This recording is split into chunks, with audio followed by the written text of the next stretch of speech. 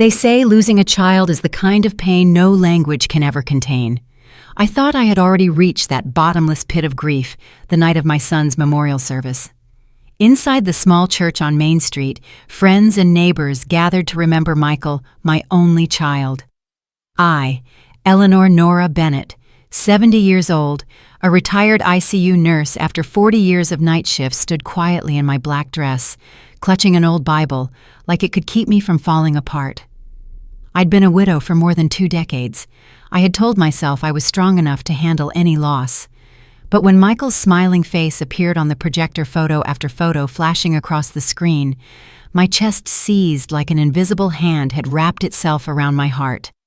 Before we dive into family betrayal stories, drop a comment and tell us where you're watching from. Hearing from people around the world makes these stories even more powerful and reminds us how connected we all are. There was no coffin at the service.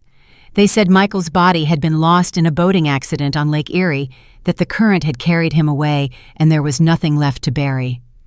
I had wanted to argue what kind of cruel joke is a funeral without a body, but Lena, my daughter-in-law, insisted this was kinder. She said people should remember Michael's joy, not the horror of a drowned body.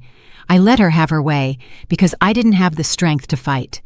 The sanctuary was lit by candles, the choir singing a farewell hymn, tears streaming down familiar faces. And then the impossible happened. As I lowered my head to wipe my eyes, my purse vibrated. My phone lit up. I almost ignored it. Who would disturb a grieving mother in the middle of her son's service? But when I glanced at the screen, my breath caught. It was Michael's email address, the same account we had used for years to share family photos. My knees buckled when I read the subject line, "Mom, I'm alive. Don't trust Lena. Don't call the police, they've got people inside. If you're reading this, it means I still have time. We'll see each other again." Attached was a short video, grainy, dimly lit, but undeniably Michael. His face was pale, his voice hoarse. "Mom, please believe me. Don't sign anything Lena gives you. I'll explain everything later. I love you." The phone almost slipped from my hand. My pulse hammered so loudly I thought everyone in the church could hear it. How could this be? My son had been declared dead, and yet here he was, reaching out from the digital void alive. I looked up and locked eyes with Lena. She was right beside me, her hand gently resting on my shoulder. "You're so strong, Mom," she whispered, her voice trembling on cue. "Michael would be proud of you." Tears streamed perfectly down her cheeks, her mascara untouched. A flawless performance. If not for that email, I might have believed her. I forced myself to smile weakly at the people offering condolences, while inside I was burning. Was this some sick hacker's trick? Or was Michael truly alive? And if he was alive, why had Lena orchestrated this show of grief? Every instinct in me wanted to shout, to rip the microphone from the pastor, and scream that the entire memorial was a lie. But Michael's warning echoed in my head. Don't trust anyone. If he was in danger, calling her out publicly could put us both at risk. So I sat back down, staring at the flickering candles, my mind racing. Memories flooded in, crashing into me like waves. Michael as a little boy, his eyes lighting up when I bought him his first pair of sneakers. Him standing proudly beside me at my nurse pinning ceremony, telling everyone I was his hero. The day he brought Lena home, and I forced myself to smile even as unease pricked at me. I had told myself she was just adjusting, that she wanted to be helpful, but deep down I'd felt something was off. Now that instinct roared to life. This wasn't grief. This was theater. I scanned the room. Friends dabbed at their eyes. Neighbors shook their heads, whispering about how cruel fate could be. None of them knew that the phone in my lap glowed with a secret that could upend everything. Outside, the church bell tolled. Through the stained glass windows, I could hear children playing in the courtyard. 2 worlds, one that believed my son was gone forever, and one that whispered he was still alive, begging me to save him. I clenched the phone, my knuckles white. Questions stormed through me. What was really happening?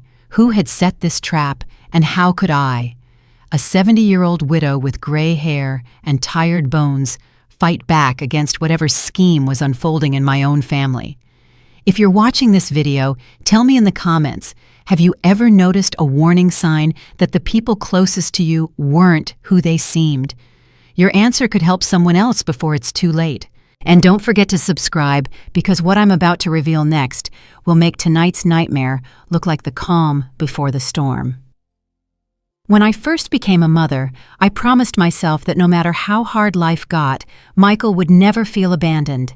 His father had walked out on us when Michael was only 5, chasing a younger woman and leaving me with nothing but bills and a frightened little boy. I was 30 at the time, working 12-hour shifts as an ICU nurse, often so exhausted that I fell asleep sitting up in the break room. But every night when I came home, no matter how drained I was, I would sit at the kitchen table with Michael, listen to his stories about dinosaurs and rocket ships, and make sure he felt like the most important person in the world. Those years were hard, yes, but they were also some of the happiest of my life. We didn't have much money, but we had each other. Saturdays were our special days. We'd drive to the park in my rusty old Honda, toss a football back and forth, and then get ice cream from the little stand near the baseball field. I can still remember how Michael's eyes lit up when he scored his first touchdown in the Pee Wee League, how he came running to me on the sidelines, yelling, "Did you see that, Mom? Did you see me?" I always saw him. Every stumble, every triumph, every heartbreak, I was there. I watched him grow into a man who carried that same spark of wonder, that same belief that good things were just around the corner. He worked his way through college, became an engineer, and still found time to call me every Sunday. No matter how busy life got, he always made me feel like I mattered. And when he met Lena, I thought perhaps too quickly that maybe he had finally found someone who would love him as much as I did. The first time he brought her home, I noticed how carefully she studied my house, as if she were taking an inventory. I brushed it off as nerves, telling myself she was just trying to make a good impression. She was polite, charming even, and Michael looked at her like she was the sun itself. As a mother, what could I do but hope she was worthy of him? But even in those early days, there were small signs, hairline cracks in the picture-perfect frame. Lena always seemed to answer questions for Michael, even when I addressed him directly. If I asked about his work project, she would step in. "Oh, he's too modest to say, but they've given him more responsibility." If I asked what they were planning for the holidays, she would reply, "We'll be with my family this year. It's already decided." She smiled sweetly as she spoke, but I felt the weight of her control. Over time, the pattern became clearer.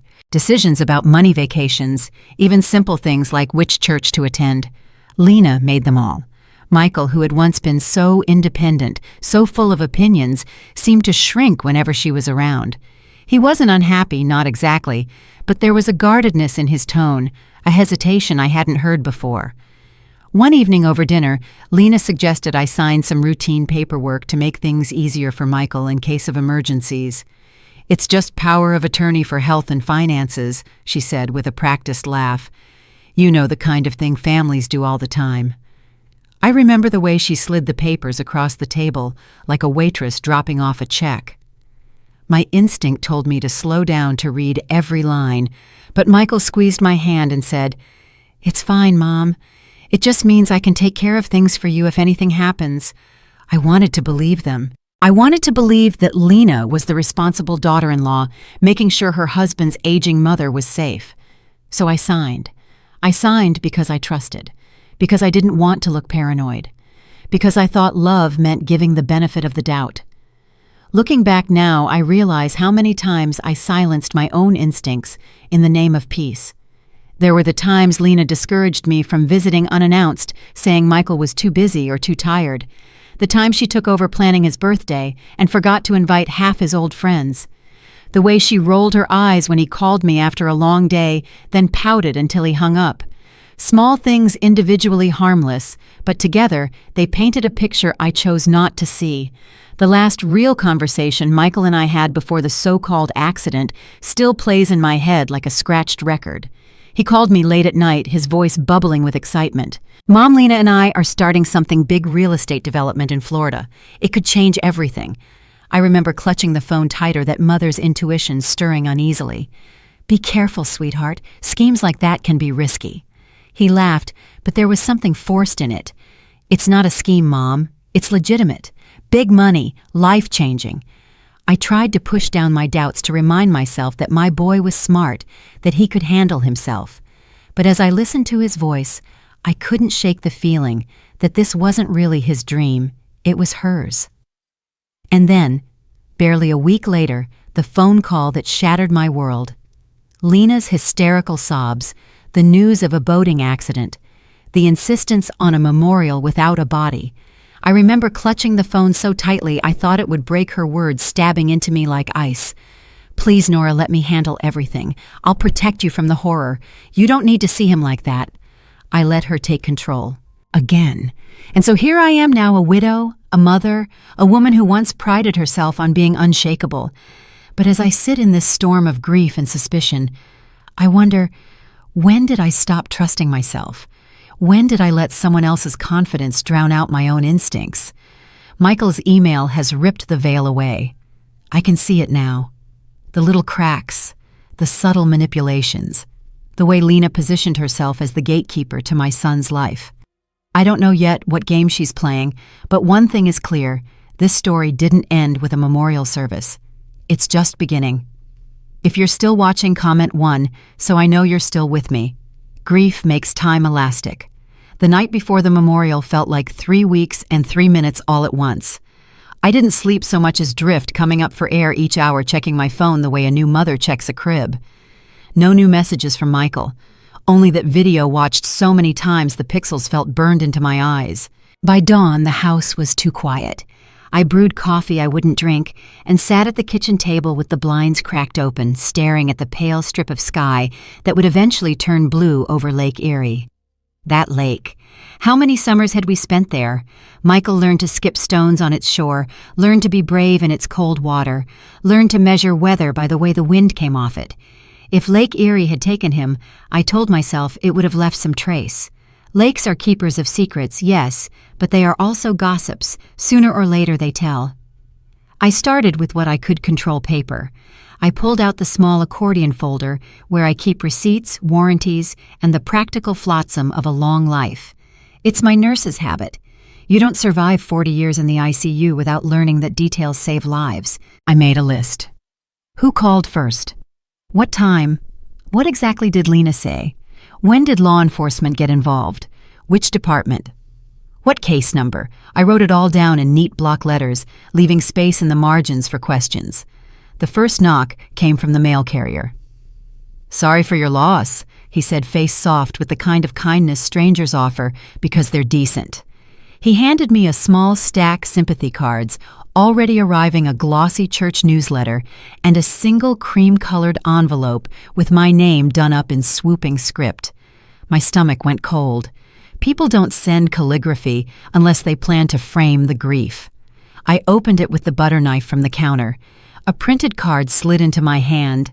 Lily's a melted gold font, the words "in loving memory of Michael D. Bennett."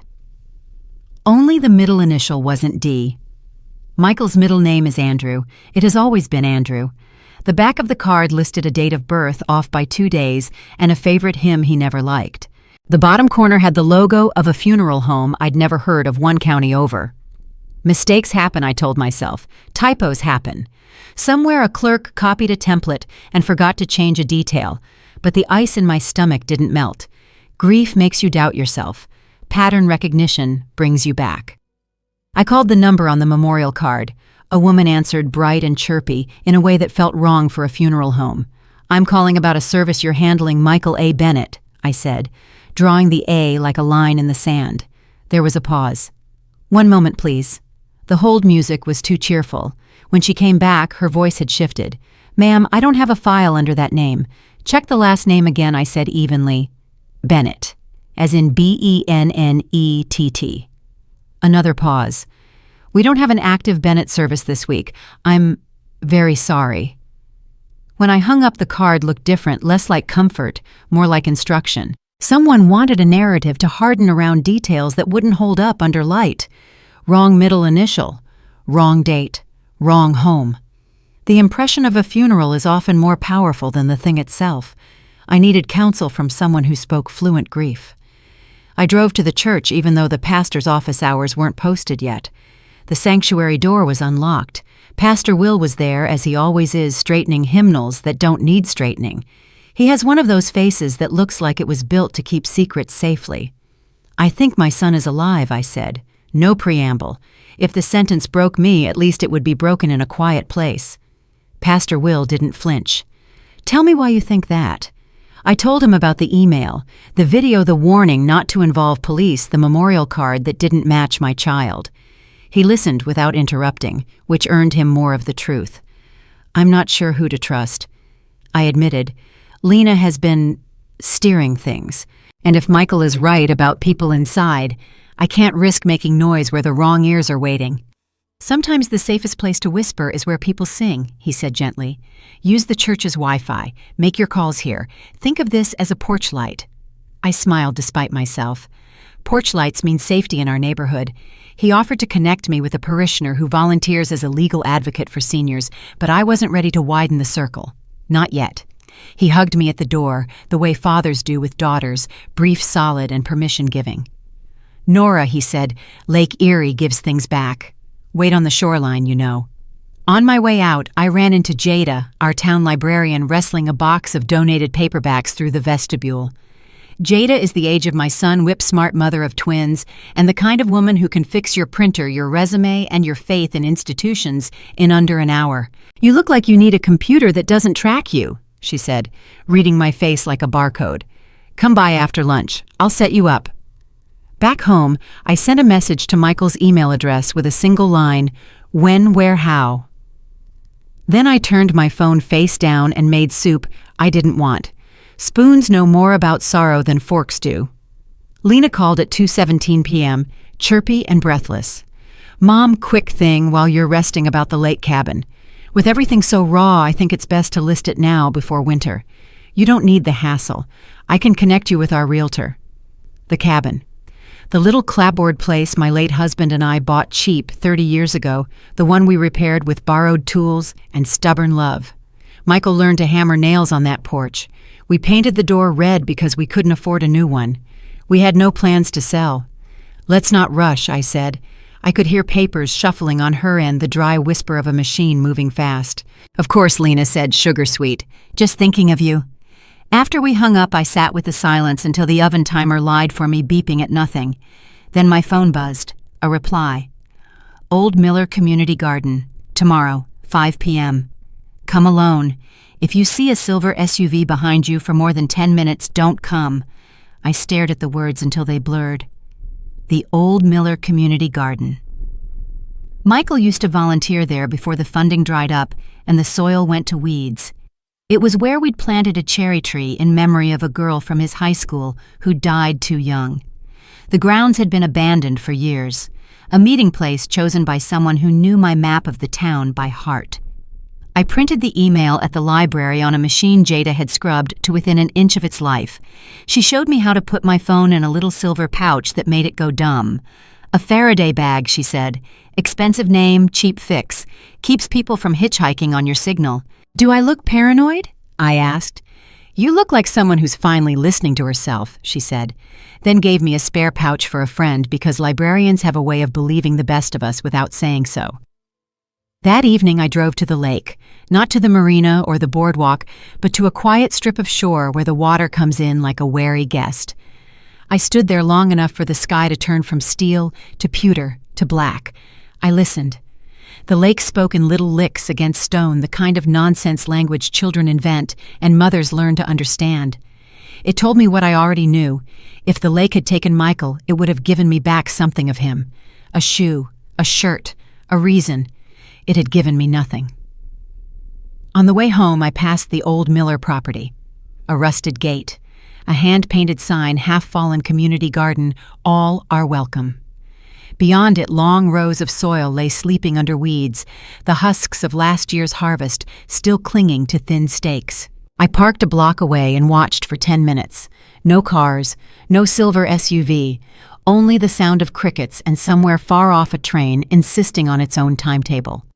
I went home and packed a small bag, cash, a flashlight, the Faraday pouch, a copy of Michael's birth certificate, and the memorial card with the wrong middle initial. Paper light proof and a reminder that someone wanted me to see a lie.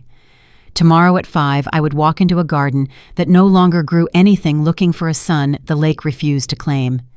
And for the first time since all this began, I felt something under the grief sturdy and familiar. Not rage, not hope, readiness. The next afternoon, I drove my old Honda down the back roads, the kind that twist through cornfields in silence. Every few minutes, I checked my mirrors, searching for the silver SUV Michael had warned me about. Once, when a pickup truck lingered too long behind me, my pulse spiked. But it turned down another road, leaving me with nothing but the hum of my engine and the sound of my own breathing. The old Miller community garden hadn't grown anything in years. It sat on 20 acres of land just outside of town, abandoned after the grant money dried up. What was once a neat patchwork of vegetables and flowers had surrendered to weeds. The chain-link fence sagged in places. The wooden sign, "Community Garden, All Are Welcome," was cracked and bleached by the sun. For a place meant to bring people together, it now looked like it was waiting for ghosts. I pulled in slowly, gravel crunching under my tires. The air smelled of earth and rust. My headlights caught the collapsed greenhouse glass, shattered like fallen stars across the ground. I parked near the barn, shut off the engine, and waited. Then I saw him. From behind the barn, a figure emerged. Even from a distance, I knew that walk. Shoulders slightly hunched, steps quick like he was always late to something. My throat closed. I got out of the car just as he broke into a run. And then Michael. My Michael was in my arms, hugging me so tightly I could feel his ribs. "Mom," he whispered, his voice thick. "I'm sorry. I'm so sorry." Tears blurred my vision. I cupped his face in my hands, feeling the stubble, the warmth, the reality.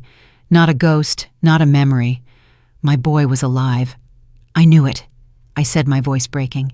"I knew the lake didn't take you." He pulled me into the shadow of the barn, glancing over his shoulder. His eyes darted like a hunted animal's. "We don't have much time. They'll be watching." I gripped his arm. "Who, Michael? Who's after you?" He hesitated, then spoke in a rush. "Lena isn't who you think she is. She's been working with people, dangerous people. They've done this before to other families. Fake deaths, stolen assets, scams that ruin lives. Mom, they wanted me out of the way because of what I found." I felt the ground tilt beneath me. "Found what? Remember the cabin Dad bought?" he asked. "Of course," I said. "The red-doored cabin by the lake, the one Lena had just urged me to sell." "They've been using properties like that to move money," Michael explained. "Not just real estate flips laundering cash through fake charitable donations, veterans' benefits, tax refunds." I saw the records. Lena had me sign papers that weren't what she claimed. When I realized, I confronted her. The next day, the accident happened. My stomach turned. "She staged your death." He nodded grimly. "And she would have staged yours next. If they control both of us, they control the cabin, the paperwork, everything." I leaned against the barn wall, trying to steady myself. For months I had doubted my instincts, told myself Lena was just strong-willed. But here was the confirmation I had been too afraid to face. She was a predator, and my family had been her prey. "Michael, we have to go to the police," I said. His eyes flashed with fear. "We can't. She has people inside. I overheard her talking. If we go to the wrong person, they'll know I'm alive. And then—" He didn't finish the sentence, but I understood. "So what do we do?" I asked. "We gather proof. Enough to show people higher up the state, maybe even federal. Lena thinks I'm gone. That gives us a sliver of time. But we have to be careful." I nodded, the old nurse in me stirring the woman who once held lives together with tape and willpower. "Then we'll be careful. We'll be smarter than they are." Michael pulled a folded paper from his jacket. "This is one of the ledgers I copied before the accident. It shows deposits into shell charities, withdrawals into private accounts, all tied to Lena's name. If something happens to me, you need to get this to someone you trust completely." I slid the paper into my purse, my hand trembling. "Nothing is going to happen to you," I said, fiercer than I expected. "Not while I'm still breathing." For a moment he smiled, the old Michael, the boy who believed in me. Then headlights swept across the far end of the field. Both of us froze. A car slowed near the gate, then kept going. We didn't move until the taillights vanished into the night. He exhaled shakily. "See what I mean? They're circling." I placed my hands on his shoulders. Then listen to me. I survived raising you alone. I survived losing your father. I've spent 40 years outsmarting teenagers who thought they could get away with anything. Do you really think a handful of criminals can scare me? He laughed softly, the sound half disbelief, half relief. God, I missed you. We sat in his truck behind the barn engine off, whispering like conspirators. He explained more how Lena had charmed her way into every financial decision, how she pressured him to sign documents he barely skimmed, how she played the perfect wife in public while plotting in private. Piece by piece, the puzzle assembled itself into a picture too sharp to ignore. When the clock on the dashboard ticked to 7, I knew I had to go. If I stayed too long, someone might notice. Michael hugged me again longer this time. Tomorrow, he said. Same time, same place. Bring anything suspicious she gives you. Don't let her know you doubt her. I drove home in the dark headlights carving narrow tunnels through the night. My hands clenched the wheel so tightly my knuckles ached. When I pulled into my driveway, my phone buzzed. A text from Lena. Nora, could you come by tonight? There are some papers of Michael's I need you to sign. It's important for the estate. Don't worry, I'll explain everything. I stared at the glowing screen, my heart pounding. Michael was alive, hiding in the shadows. And Lena, my daughter-in-law, was setting her trap. The cabin had always been my refuge. When life pressed too hard, when the ICU nights stretched too long, I would drive out to that clapboard place by the water. My late husband and I had patched it together with scrapwood and stubbornness. We painted the door red because we couldn't afford a new one. Michael grew up on its porch, hammer in hand, learning that even broken things could be made useful. It was supposed to be ours forever, a symbol of resilience. Now, it felt like a trap. I waited until late morning when I was sure Lena would be at her job. I told the neighbor I was going to air the place out for winter and loaded my car with a toolbox, gloves, and the old flashlight I trusted more than any smartphone app. My heart pounded the whole drive. Every mile closer to the cabin felt like walking into a past that had been rewritten without my permission. When I pulled into the dirt driveway, something was immediately wrong. The cabin door, my red door, had been repainted a dull gray, a realtor's trick. Neutralize. Erase the history. My name was still on the deed, yet someone had already claimed authority over it. I stepped inside, expecting dust and the familiar smell of pine. Instead, the air reeked faintly of bleach. The living room was too neat, as though staged for a photograph. But the details gave them away, the brand-new router tucked in the corner, a stack of unopened boxes labeled office supplies, the faint hum of something electronic in the back bedroom.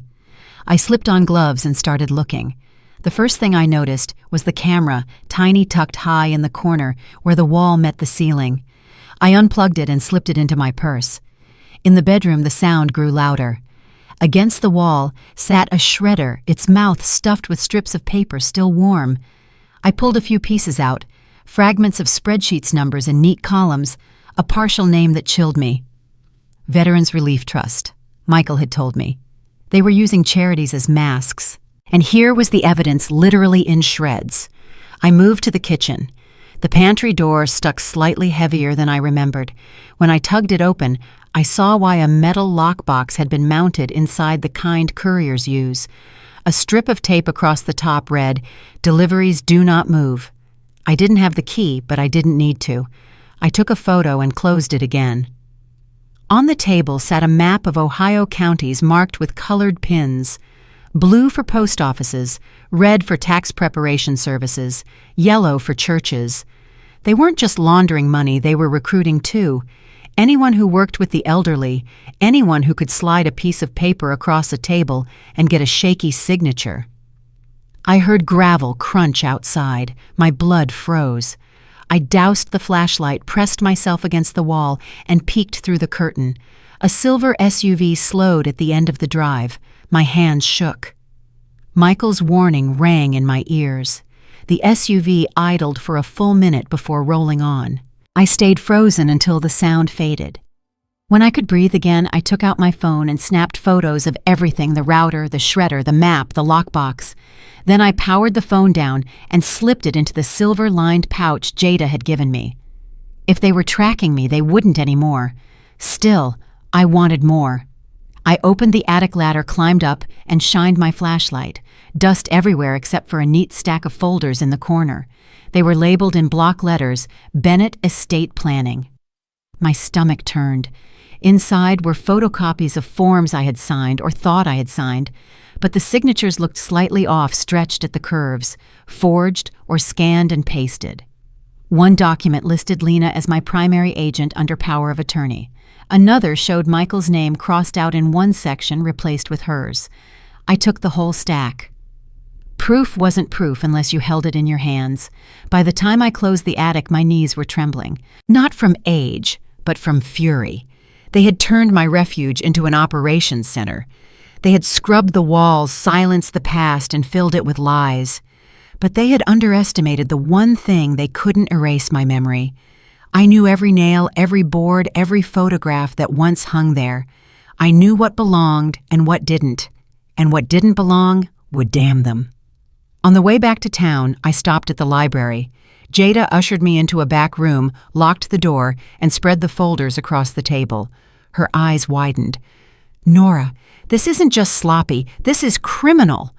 "Michael said they're running it through charities and veterans benefits," I told her. "I found Veterans Relief Trust in the shredder." She leaned closer. "Then they're exploiting federal programs. That makes it bigger than local police. You'll need to think state, maybe FBI." I nodded, though my stomach churned. "But Michael says there are people inside. If I hand this to the wrong one, then we document everything. Multiple copies, different safe places, and you decide carefully who to trust." I slipped the shredded fragments into a bag, folded the map carefully, and pressed my hand to the folders like a promise. They wanted me to sign my life away. Instead, I'll use my signature to end theirs. That night, as I lay awake, the cabin haunted me. I thought about the cherry-red door covered in gray, the camera blinking silently, the lockbox hiding money that wasn't theirs. It wasn't just a building anymore, it was a mirror. Proof of how quickly a home can become a weapon in the wrong hands. But I wasn't powerless. I had evidence, I had allies, and I had my son alive depending on me. Tomorrow I would walk back into Lena's house, smile like a grieving mother, and let her hand me the next piece of rope she thought would hang me. She didn't know yet I had already started weaving that rope into a noose for her. The next morning I woke before the sun and sat at the kitchen table with a yellow legal pad, the same way I used to prep for ICU handoffs, bullet points, contingencies, worst-case scenarios. Grief had made my world blurry, but a list could still bring it into focus. At the top I wrote, "Decide who belongs inside the circle." Underneath, 3 names: Jada Avery Clinic. Jada was a given. She had already proven herself both discreet and technologically competent, a combination rarer than people think. The librarian sees more than the police sometimes do, not because she's watching for crime, but because people tell the truth around books. Avery Cole was harder. We'd met at a voter registration drive a few years back. She was the reporter with the notebook and the soft but urgent voice who could make ordinary people sound like they mattered. She covered city council scandals and charity audits. If there was a paper trail, she could smell it. Involving a journalist felt dangerous, but the right public light could keep the wrong shadows from swallowing us. And the clinic, our local law school's pro bono elder law clinic, felt like insurance, paper shields against people who weaponized paper. If Michael was right about people inside, then I needed to pick a door that opened outside the usual corridors. Law students and their supervising professors have one advantage. The rest of the machine, doesn't they still believe rules mean something, and they're hungry to prove it? I called Jada first. She answered on the first ring. "I was about to call you," she said. "We've got work to do." She met me at the library with coffee and a portable scanner so small it looked like a candy bar. We fed the forged documents and the tax spreadsheets into it page after page until a neat digital archive sat on an encrypted thumb drive she handed me like a relic. 2 copies, she said, showing me the second drive taped beneath the desk. "If one goes missing, it becomes a headline." "What headline?" I asked. She smiled without humor. "Whichever one scares them most." We kept our voices low as we built a plan. First, revoke the power of attorney. That had to happen in a way that generated a trail wider than any one office could bury.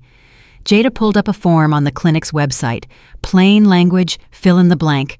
We file this with your county recorder, send certified copies to your bank, your primary care doctor, the hospital where you have records, and to Lena's address.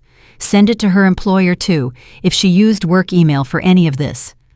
Won't that tip her off? I asked. Yes, Jada said. That's the point. We're not sneaking anymore. We're building lanes they can't close. Second mandatory reporting. You're a vulnerable adult under state statute because of age, not capacity, she said gently. If a charity solicits a transfer from you while there's evidence of undue influence, certain professionals are required to report it. Doctors, social workers, sometimes clergy.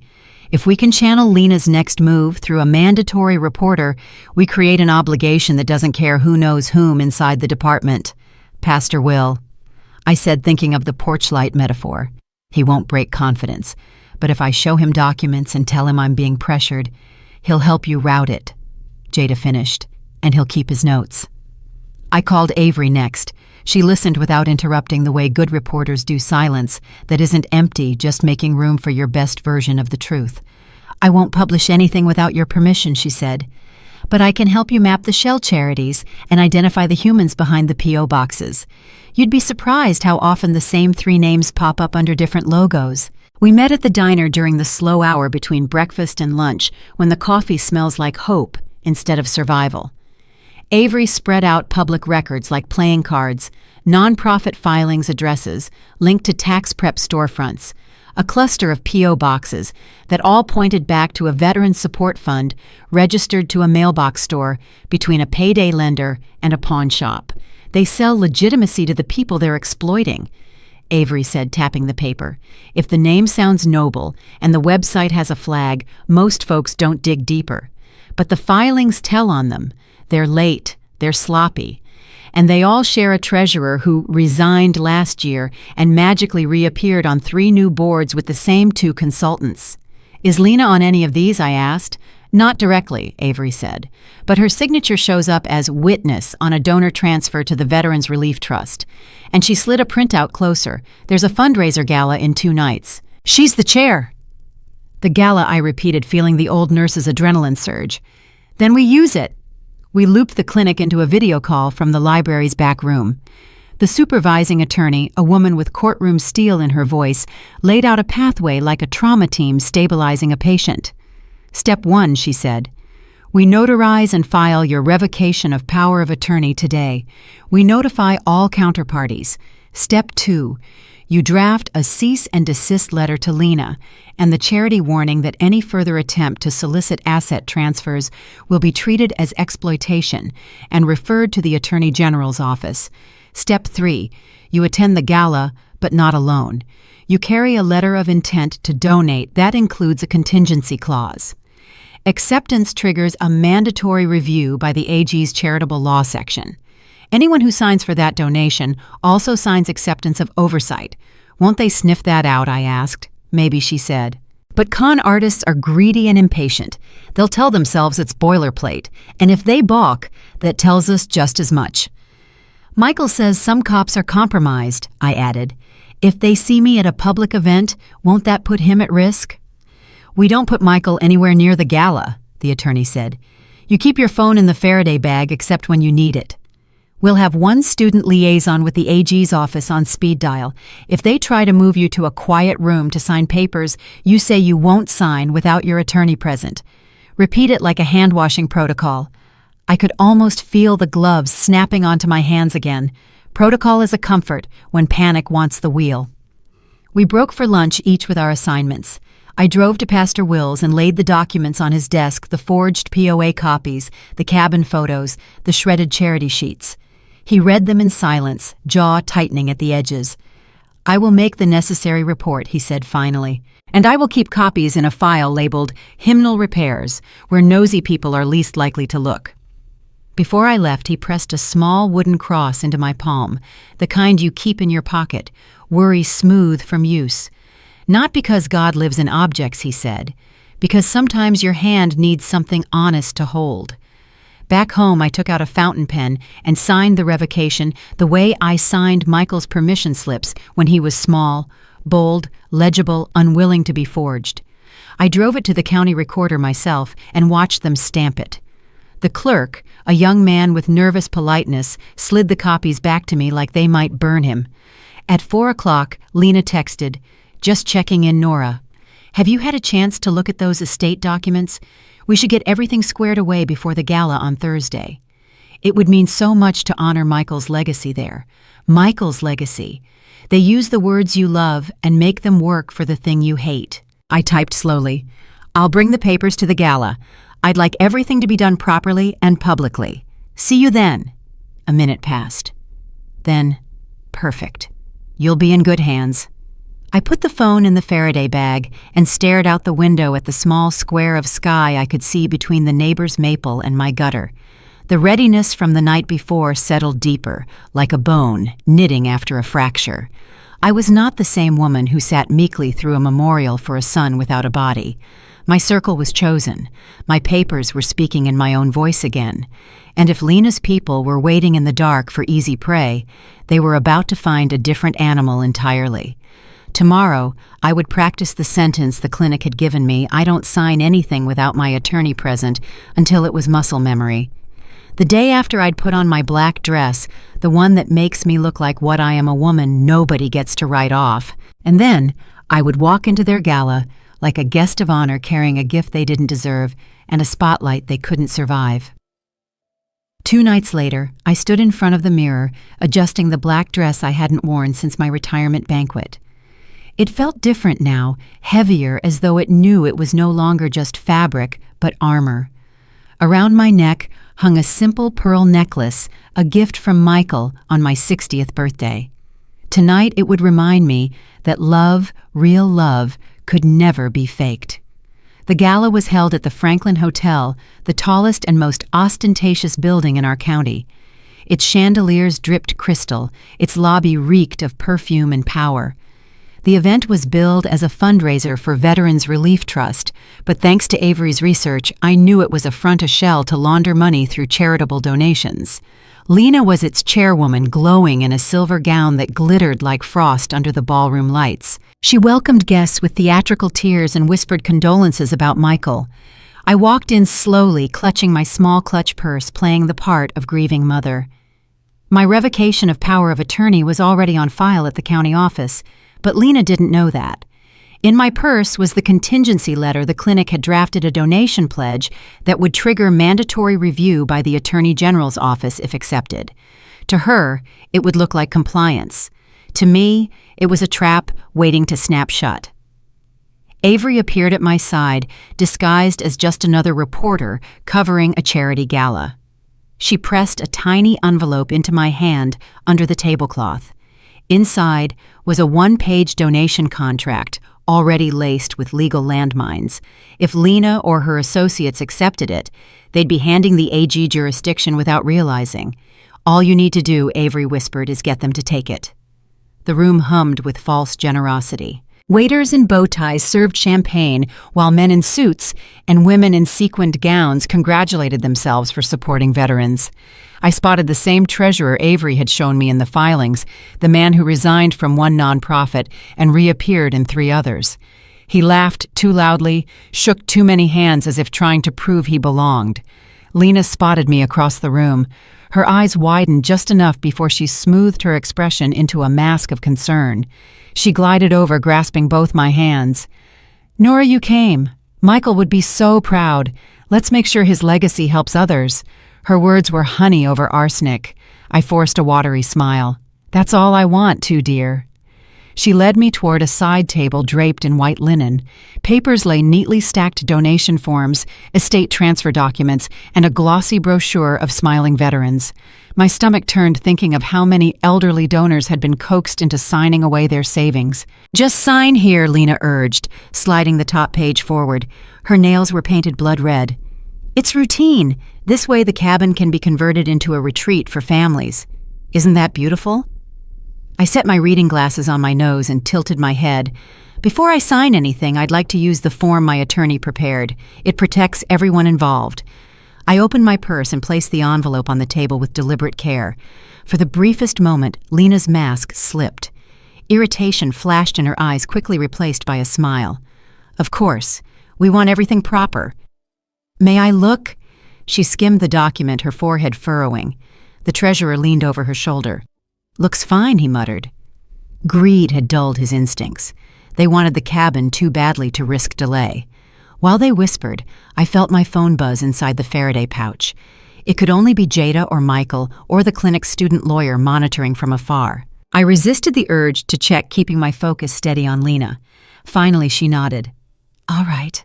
We'll add this to the file. Thank you for being so thoughtful, Nora. She tucked the paper into her folder, not realizing she had just swallowed the hook. The rest of the evening unfolded like theater. Speeches about patriotism, toasts to sacrifice applause that rang hollow. I clapped, when expected smiled, when cameras turned my way, and pretended to be moved by stories that had been polished until they no longer resembled truth. But the most telling moment came after dessert. I excused myself to the restroom and lingered near the hallway out of sight. There, in the shadow of the exit door, I saw Lena and the treasurer exchange a thick envelope. His hand slipped it into his jacket, her voice low and urgent. I couldn't hear the words, but I didn't need to. Money has its own language. I snapped a quick photo with my phone before sliding it back into the pouch. Evidence. Another stone in the wall we were building. When I returned to the ballroom, Lena was on stage thanking donors, her silver dress catching every spotlight. To the crowd, she looked like a saint. To me, she looked like a spider at the center of her web. By the time I left, the legal landmine was already ticking in her folder. Tomorrow, she and her partners would either try to process it, triggering oversight they couldn't escape, or realize too late they had accepted their own undoing. As I walked into the night air, the cool breeze hit my face like clarity. I wasn't just a grieving mother anymore. I was a player in their game, and I was no longer playing to survive. I was playing to win. The day after the gala, I woke up with a knot in my stomach. Not the kind grief leaves, but the kind that warns you something is about to break. The photo I'd taken of Lena slipping an envelope to the treasurer glowed on my phone like a flare. It was proof, yes, but proof is fragile until it's layered, multiplied, undeniable. I needed more. That afternoon, Lena called. Her voice was sharp but sugar-coated. Nora, could you stop by? Just a few estate papers we didn't get through at the gala. I know it's hard, but the sooner we finalize everything, the sooner we can turn Michael's memory into something beautiful. I agreed, masking my suspicion with gratitude. Of course, dear. I'll be right over. Before leaving, I slid Michael's old smartwatch onto my wrist. Jada had shown me how to set it to record automatically when my heart rate spiked above 110. All I had to do was let my nerves do the work. If Lena said what I suspected she would, the watch would catch it. A mother's pulse turned into a weapon. Her house was immaculate, too immaculate. The blinds were drawn, the table already set with neat stacks of paper. A pot of coffee steamed in the kitchen, though I doubted she'd poured it with hospitality in mind. She gestured for me to sit. We'll just go through these quickly. I let my pulse climb, thinking of Michael's face at the garden, the terror in his eyes when he said they wanted him dead. The watch vibrated faintly on my wrist recording. Lena, I said softly, I still don't understand why the cabin matters so much. It's just a run-down place by the water. Her lips curved into a smile that didn't reach her eyes. Oh, Nora, that cabin is worth far more than you realize, and once it's transferred properly, everything else falls into place. I tilted my head, feigning confusion. Transferred properly? You mean for taxes? Her patience thinned. No, for control, for safety. You think Michael's death was random? Do you honestly believe a man just disappears on a lake like that? I kept my face neutral, but my pulse hammered. The watch buzzed again. What do you mean? Her eyes gleamed predator bright. Sometimes accidents have to be arranged. Sometimes people need to be removed. That's how serious men do business. Michael couldn't play along, so he had to go. You, on the other hand, still have value. The words hit me like ice water. I gripped the edge of the table to stop my hands from trembling. You're saying you... She leaned in, lowering her voice. Don't be naive. You're alive because I've convinced them you're manageable. If you keep cooperating, you'll stay alive. But if you resist, well, let's just say the lake can claim another Bennett. I forced a shaky laugh, as if I were a frightened old woman trying to make sense of threats too large for her. Inside, fury burned. My son was alive, and here was his wife confessing to orchestrating his death, ready to drown me in the same water if it suited her. The watch buzzed steadily now, capturing every venomous word. I pushed the papers back toward her. "I'll need more time. I'm not sure I'm ready." Her smile vanished. "You don't have time. None of us do. Sign now, Nora, or you'll regret it." I stood gathering my purse with deliberate slowness. Michael always told me never to sign anything without a lawyer present. I think he was right. Her chair scraped against the floor as she rose sharply. "Sit down. We're not finished." But I was. I walked to the door, ignoring her voice that followed like smoke.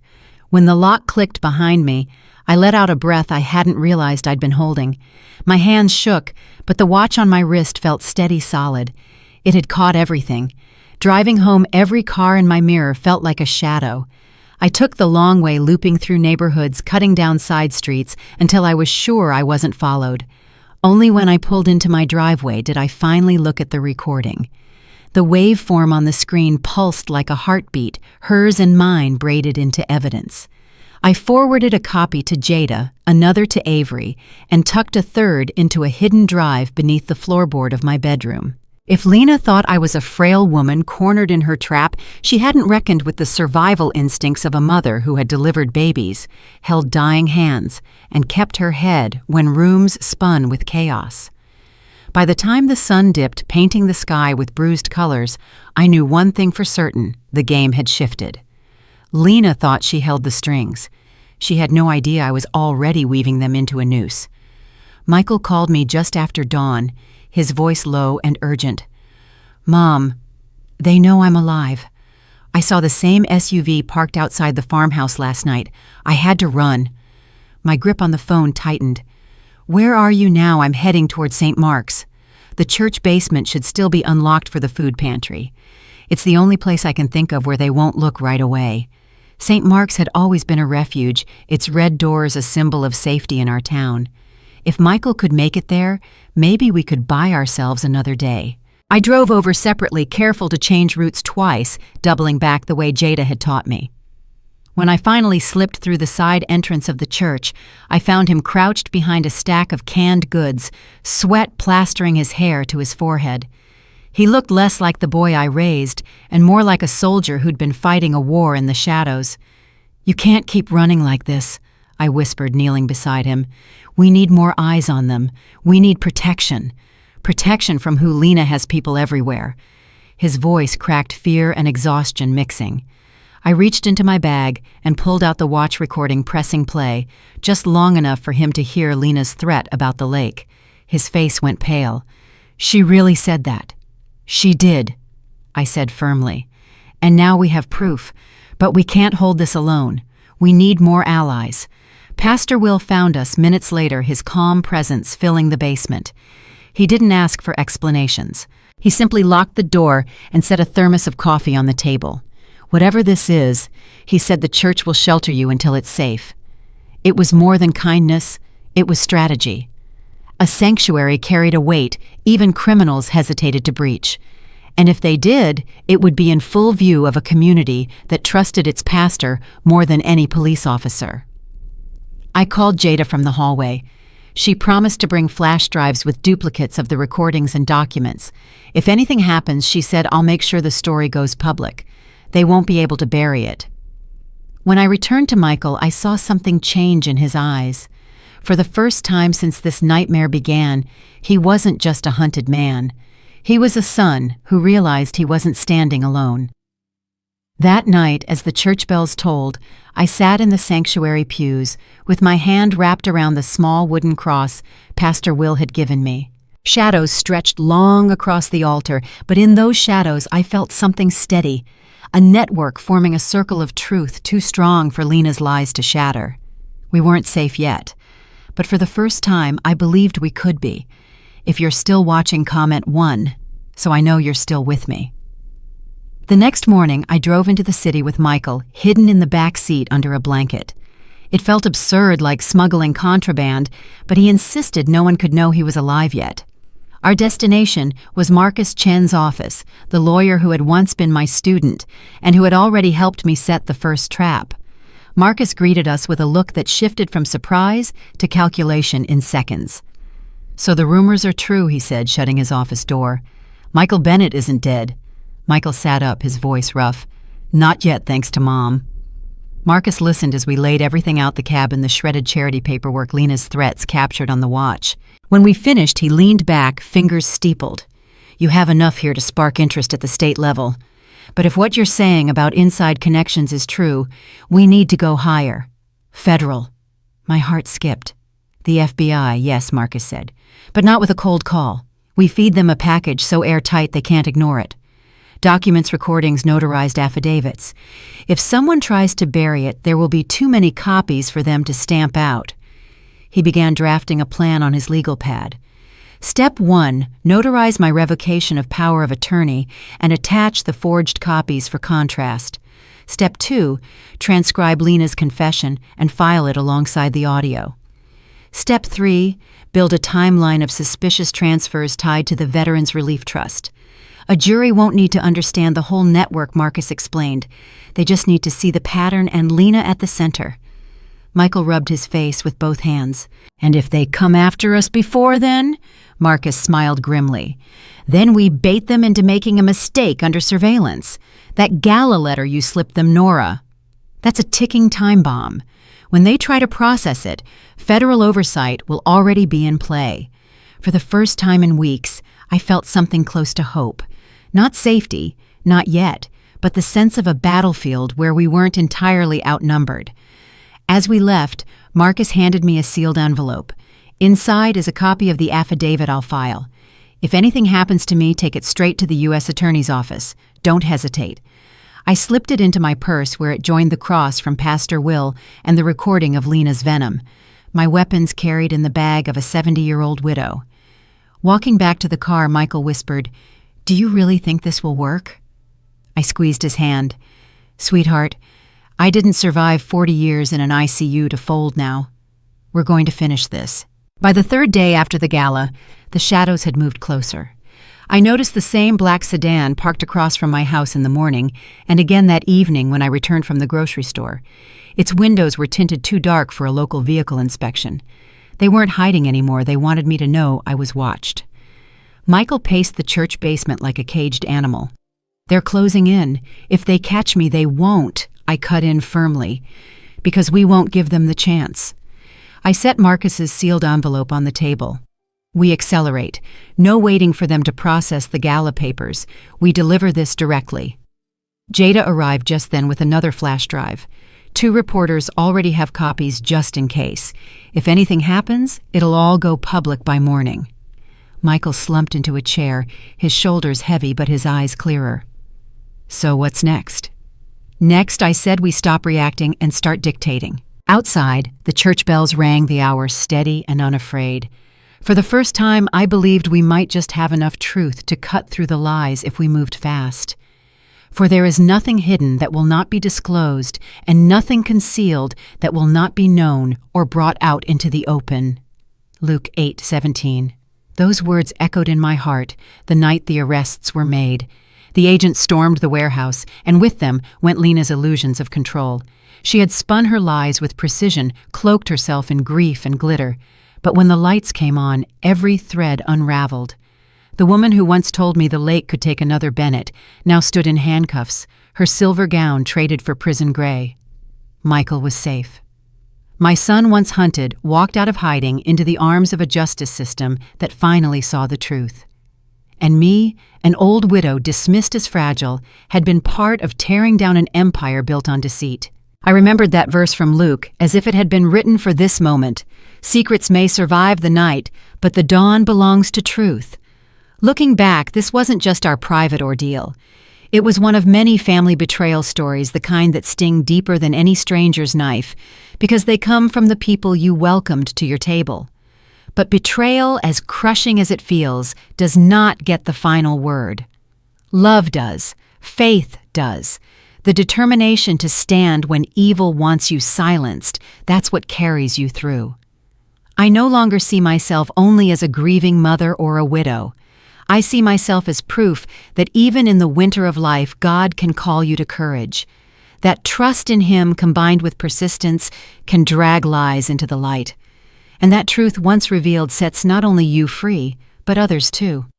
Because the FBI uncovered dozens of victims across the country, families like mine, who had been deceived. Our fight saved them too. So if you're listening now, let me leave you with this. Do not ignore your instincts, and do not be ashamed to seek the truth. Betrayal may break your heart, but it does not have to break your spirit. If this story moved you, I invite you share your own experiences in the comments. Have you faced betrayal in your family, and what gave you the strength to rise? Don't forget to like this video, subscribe to the channel, and join our growing community. Because when we speak, we remind each other that secrets cannot thrive forever in the dark. The truth will always find its way to the light.